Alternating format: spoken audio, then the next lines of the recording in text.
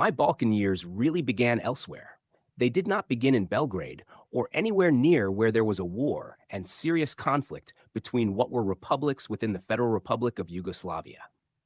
On August 28th, 1992, I chose to leave the United States of America after having been one of the bosses at Metro Goldwyn Mayer, which we had acquired from Kirk Kerkorian. As everyone knows, things turned somewhat sour 3 years later because we were unable to repay the $1.23 billion that we had borrowed from a bank called Credit Lyonnais Bank Nederland. Why did I choose to leave the United States of America? Well, that's a question that has puzzled even me, because I could easily have stayed there, stood my ground, gone to court, and potentially even taken the company back. However, that would have consumed too much of my resources.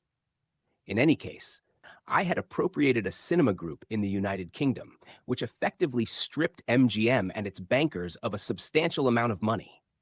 I did everything legally correct and proper, but the bank didn't see it that way. They just wanted their money back and did not like the idea that some upstart from a small village in Italy could actually get one over on the bank. For my purposes, I never got one over anyone. I simply followed the law. The law stated that anyone could buy real estate and real property anywhere in the world. You pay for it, and if within 2 years there is no complaint, it's yours. The problem was that I did everything legally and correctly, and what were the old Canon cinemas in the United Kingdom, nearly 80 screens, including the multiplex in the Trocadero in Piccadilly and Glasgow, were mine. That was not what the bank expected. They expected that my partners and I would simply leave the country, leaving the company in the hands of the bankers and hoping for the best. I knew that I had riled them massively, so on August 28, 1992, I took an Alitalia flight, business class, paid for by the American government, to Milan. From Milan, I took an internal flight to Rome. There, I had to decide what to do. I thought I would take advice from a man who was once the richest person in the world, Bernie Kornfeld.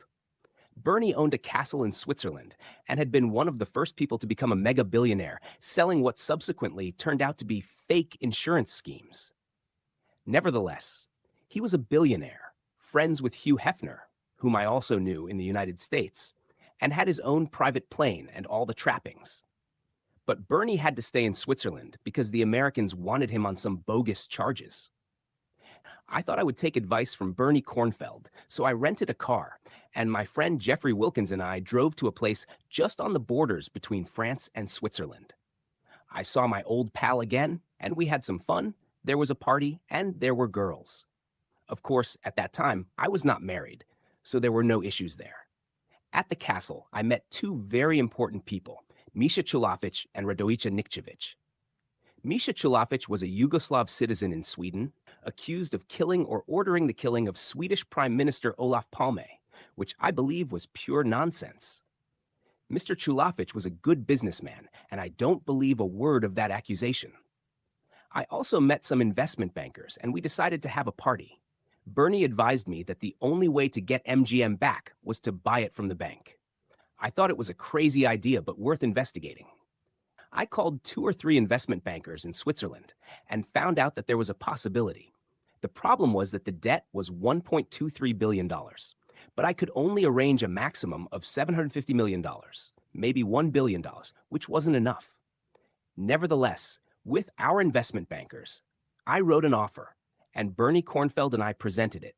The bank considered it, had a meeting, and then said they wanted $1.23 billion. They wanted another $230 million, which we simply couldn't raise. The bank was annoyed that I, having been kicked out of the company, wanted to buy it back, but that is normal procedure. I went to Geneva to see if I could raise an extra $230 million. I normally stayed at the Diplomat Hotel in Geneva, sometimes the Intercontinental, but on this occasion, it was the Diplomat. My friend Sammy, who owned it, called me into his office and wanted to talk privately. He said he had hosted a meeting of Credit Lyonnais Bank Nederland at his hotel and overheard my name being mentioned, as well as my partners, but mostly mine, because of the Cinema 5 Canon purchase I had made years back. He warned me that I had to be very careful because these people were capable of killing me. It wasn't about the money. It was about the scandal and the red faces that the executives at CLBN had to endure. I had introduced the bank to Carolco Pictures, 21st Century, and a whole heap of other people. They lent money galore and even bankrolled Bernard Roger Tapie's Marseille Football Club, which was crazy. Tapie subsequently lost the club due to charges, and the scandal was enormous. Sammy told me to take the threat seriously.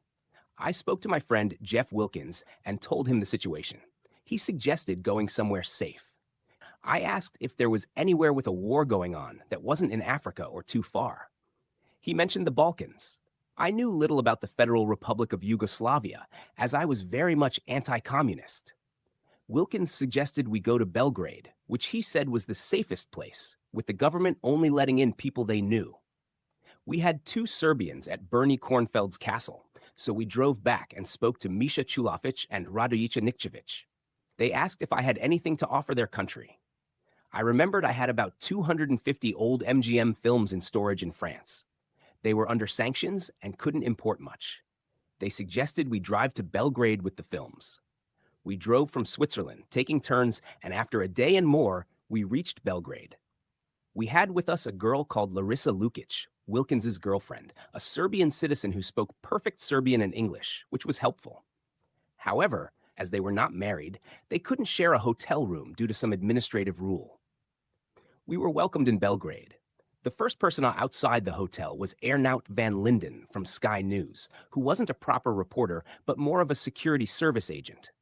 He interviewed me, and I criticized the war, blaming Germany for recognizing Croatia and causing mayhem. The next day, Sky News wanted more interviews, but wanted me to be pro-British, which I refused. The press often adds fuel to the fire in conflicts, creating more problems. I met several reporters, including John Cookson and Christian Amanpour of CNN, who became a good friend and is an honest reporter. Then, fate led me to a momentous encounter, an encounter that would be etched in the annals of my life. Amidst the chaos and uncertainty, I found myself face to face with Željko Ražnatović, better known as Archon. Once, by sheer chance, I had seen him working in a humble restaurant in London.